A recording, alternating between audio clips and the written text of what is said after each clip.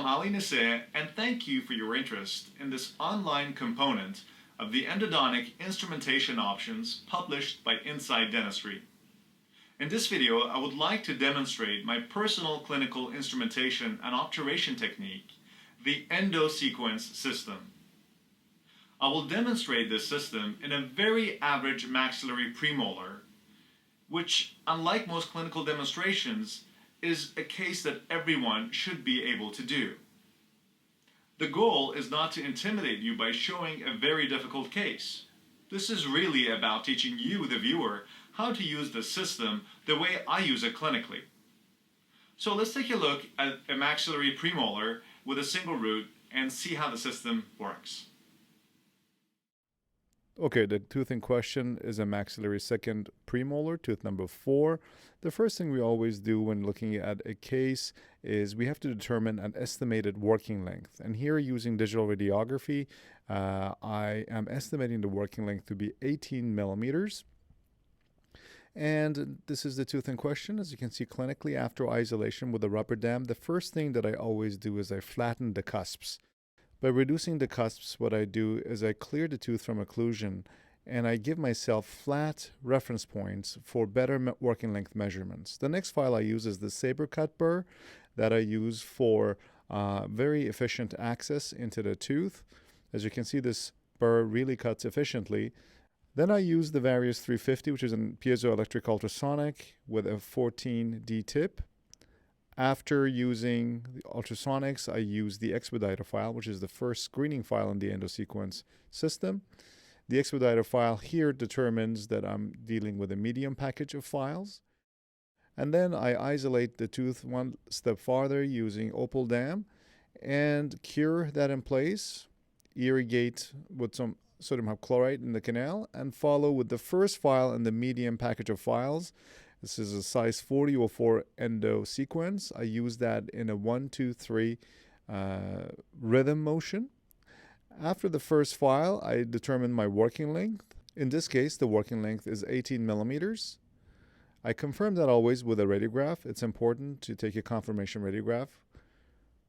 Then I irrigate some more and I move down one size. This is a pure crown down fashion, so I'm using a size 35. And already my size 35 does reach the apex. So what I need to do now is to go back up to the beginning of the cycle, which is a size 40/04. And here the 40/04 reaches the apex too. However, at this time I realize that there is still some debris in the file. So as a result, what I end up doing is I go one size higher than a size 40, and I'm dealing with a size 45/04.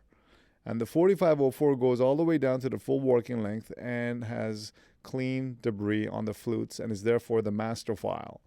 After finishing the shaping, I now use the ultrasonic and just water for some debridement. A higher magnification here shows the clean canal. Now I'm ready for the disinfection phase. Here I use the EndoVac with full strength sodium hypochlorite, which is about 6% hypochlorite.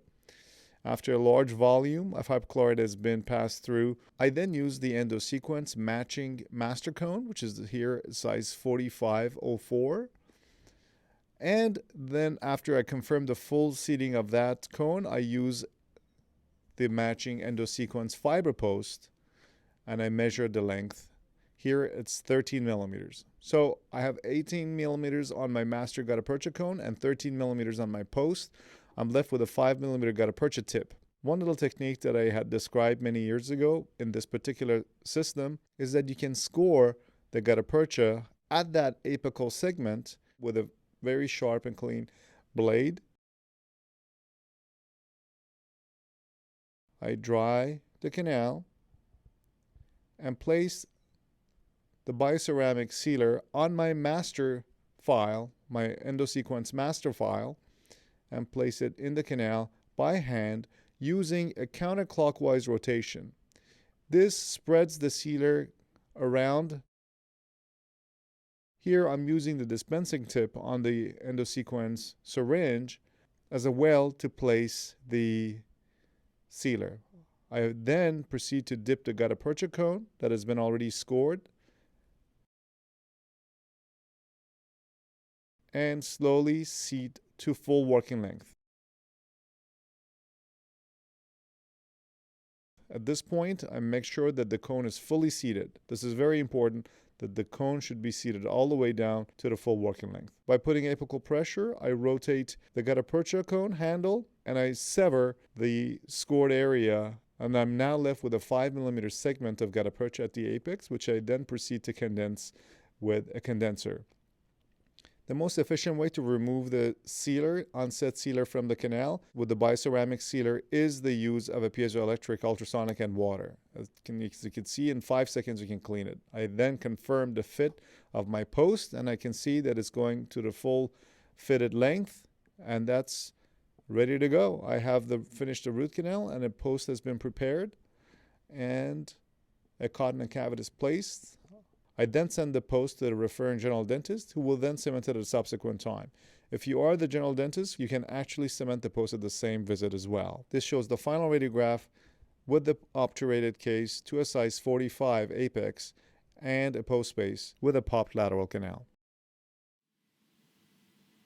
What we learned from this video is that a robust, cohesive system based on modern concepts and ideas can help you achieve greater productivity by increasing your efficiency.